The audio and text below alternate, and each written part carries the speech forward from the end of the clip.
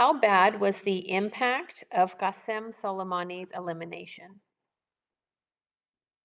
Oh, it was devastating. This whole everything that we're in right now is because of Qasem Soleimani's assassination. I mean, devastating to the Islamic Republic, fantastic for us. Like everything that you've seen so far is like that was the first domino of everything else that is happening so far. Like that has set everything for us to get to this point. And that was one of the most effective. Yeah, I mean, I could talk about for hours regarding what that did. Most people will talk about how it reduced the Islamic Republic's influence in the region.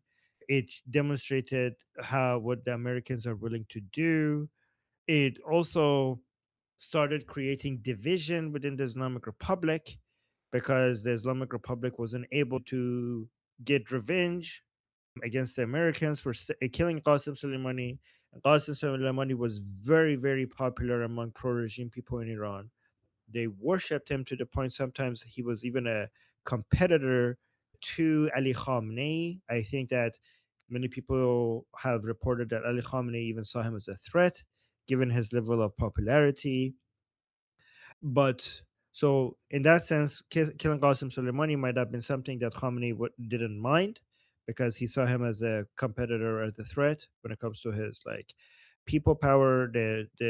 Again only among pro regime people, the minority pro regime people, they saw him as a political threat. But he was like from everything, he was very influential within IRGC. From a military perspective, he had a lot of power, and from a political perspective, he had a lot of power. And it was also sometimes there was reported that he did take actions that was not approved by the regime.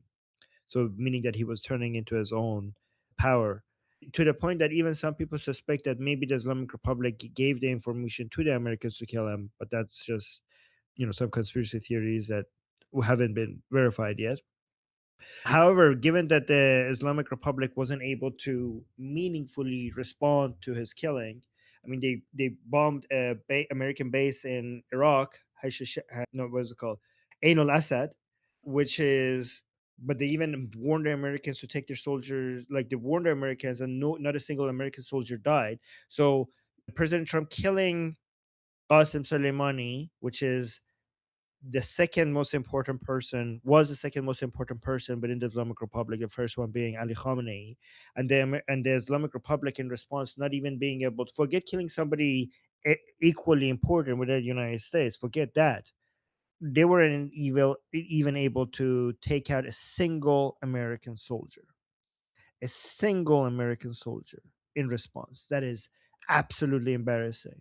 And that is, all of the divide that we're talking about today with the regime turning in turning in against itself. That started with the killing of Qasem Soleimani. The first cracks within the regime started with that. So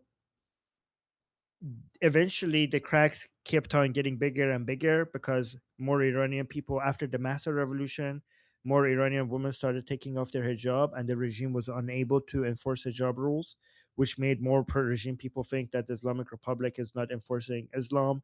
So the Islamic Revolution is being wasted. This is not what they did the revolution for. This is not what they give the martyrs for Iranian women to be able to go around without hijab. And it's very important for people to understand this because Iranian women taking off their hijab is not about, it's not just about the right to wear what you want, okay? So the hijab is not just a hair covering, it's a political statement, it's a flag. The hijab is the flag of the Islamic Republic. So Iranian women having hijab on means that the Islamic Republic is present here, meaning that the Islamic Republic has power here. So every woman has turned into a billboard of promoting the Islamic Republic and its influence and its authority and its observing capability for every woman in every bank, in every street, in every office wearing a hijab is a demonstration that this is Islamic land and Islam rules here. So in the same way that the Islamic Republic weaponized hijab, the Iranian people weaponized taking off the hijab in the same way that every hijabi woman is a demonstration that Islamic rule, that the regime has power here, every hijabless woman was also the observation that the people have recaptured this area, right? And this is why that battle, by the way, has completely been lost. This is why the Islamic regime is now trying to weaponize hijabless women as well. But getting away from the main point. The main point is that that was the second reason why the regime was turning against itself, because of the divide, because of the Iranian woman not putting on the hijab. Then the division within the regime happened after the 12-day war. So many of the most important IRGC leaders were killed, and nothing remotely comparable was done against Israel by the Islamic Republic. So many pro-regime people were embarrassed and were humiliated. And no matter how much propaganda the regime puts out there, some people from the regime were convinced that these propaganda is just them bullshitting them. They were unimpressed, and now with the Operation Epic Fury and Roaring Lion, those more people from the regime are considering their response from the Islamic Republic not to be good enough. And that's the the last chapter that we have seen so far is JD Vance and Ghalibaf meeting. Basically, when going back to Qasem Soleimani, the reason why every time the Americans and the Islamic Republic was negotiating was that they weren't meeting in the same room is because Ali Khamenei came out and said that we will never negotiate with Americans, given that they killed Qasem Soleimani. But then eventually he had to backtrack that and make it seem like he said that he will never negotiate directly, even though if you look at his speech, he said that we will never negotiate. But given that they had to negotiate, they kind of made it seem like he said they will never negotiate directly. And that's why in every negotiations, the Americans and the Islamic Republic never met face to face. But now it seemed like JD Vance and Ghalibaf met face to face after they killed not Qasem Soleimani, but after they killed somebody even more important, which is Ali Khamenei. And this is so imagine how much the pro regime people were angry with regards to not responding properly to killing Qasem Soleimani. Imagine now how angry they are when it comes to the lack of the weak response to Operation Epic Fury after they killed Khamenei. And now, not only they're not responding strongly enough, they're directly meeting with the killers of Ali Khamenei, right? So Vahidi, for example, came out, the head of IRGC, and said that and it's a shame, that it's embarrassing that we haven't even buried Ali Khamenei yet, and Ghalibaf is meeting with the people who killed Ali Khamenei. So the division continues. So all the way from Qasem Soleimani to the killing of Qasem Soleimani to the killing of Ali Khamenei, you could see that was the first domino that is basically weakening the regime by turning it against itself, and it just continues to this point. Samantha wanted to respond. When Qasem Soleimani was killed, I was happy, but for safety reasons, I really had to pretend I was not happy. It would have been very dangerous for me not to. Sorry. And then It's like okay. ended up going to anti-war went to anti-war protests.